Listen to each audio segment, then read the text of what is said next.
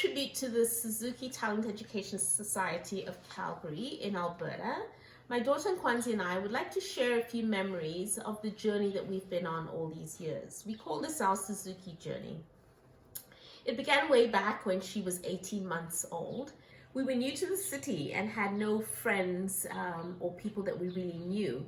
I was a busy working mother and we needed time for Nkwanzi to socialize with other children, to join a fun play group, and I really wanted to bond with her. So we found the Suzuki Education Society and joined the baby class then. Nkwanzi really enjoyed baby class. Her best memories were of the scarf dance, where she'd get all excited and dance to the music. But at the same time, she learned to make friends, to wait and take her turn, and she learned basics of music, like the beat, how to keep the beat.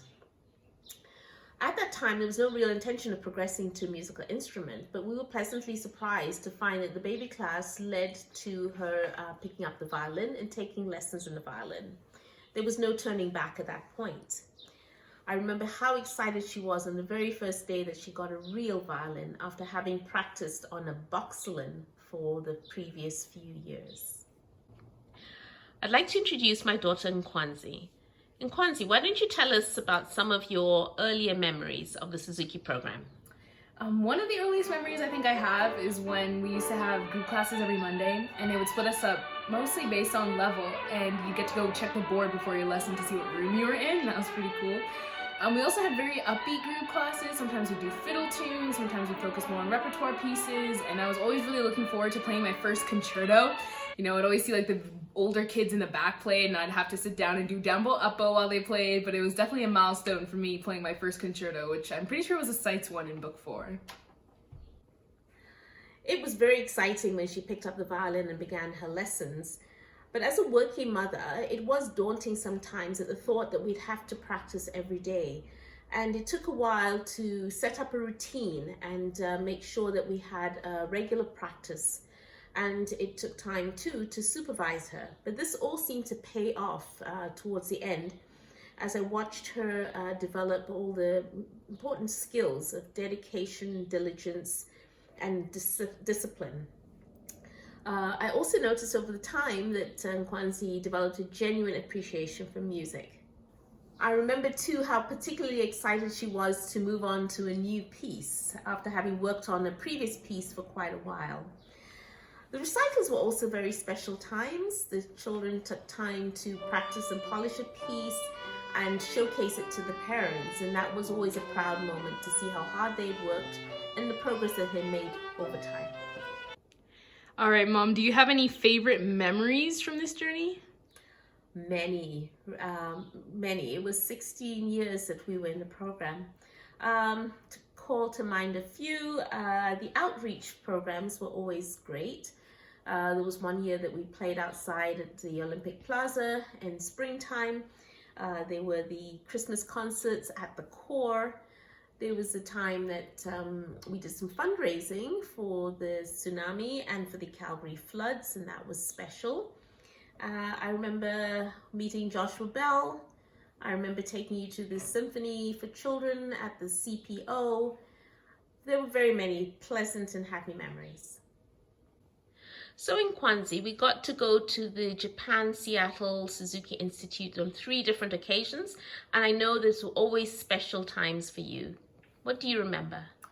Institute. I particularly enjoyed Institute for a couple reasons. I think that first of all, you got to play with kids from really all over the world, which is really neat. And there is a big group of kids in each one of your classes most of the time.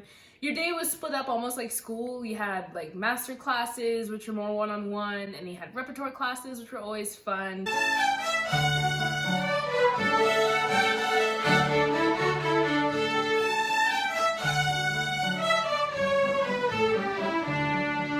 Technique classes, and then you had orchestra too. It was just a really good time. Everyone was just there to make beautiful music. I also enjoyed working with different teachers. They also came from different countries, different studios as well, but I found that they all pretty much reinforced the same message of, you know, practicing until you go crazy. And I also particularly liked the orchestra chamber groups. I think that that big group atmosphere was something that I just really enjoyed and thrived in as well. And even if we did sound a little disconnected, at the beginning, I think we managed to pull it off and get it together before the final concert, which was really cool to see the progression there.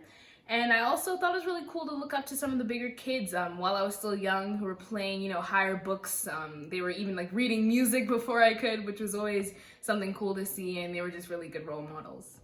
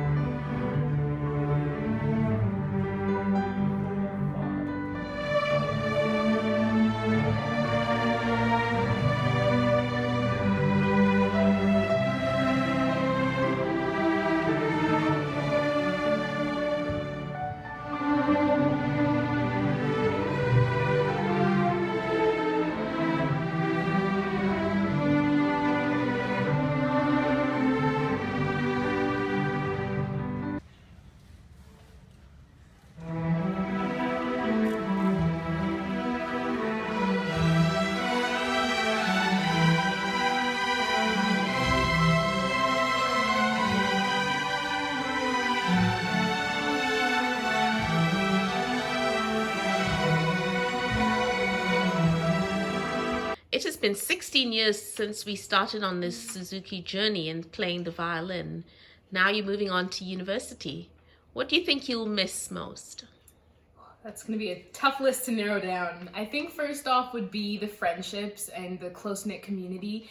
You were friends with everybody, everyone kind of knew you, and it was always just a really comforting and safe place to go. Every time you had a lesson or concerts and stuff like that, everyone was just super supportive, which was really nice. I've also been with the same kids since we were really babies, so it's going to be tough parting ways with them, but I know that, we've grown up together. I've been playing with them since forever, and we're still going to have a close relationship, even if we are off to separate places. And for you, Mom, is there anything that you're going to miss?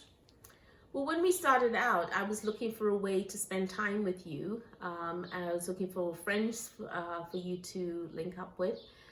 And I think we've achieved that and much more. And I will miss those early days when we spent a lot of time together working on a piece and practicing, and the bond that we developed over the years. That I know will hold us in good stead. I will particularly miss the dedicated teachers. I thought they were amazing. Their support over the years is what helped us get through what seemed like endless practice. They practiced what they preached, and they were always present and always available for us. Thank you, Stess. We'll miss you.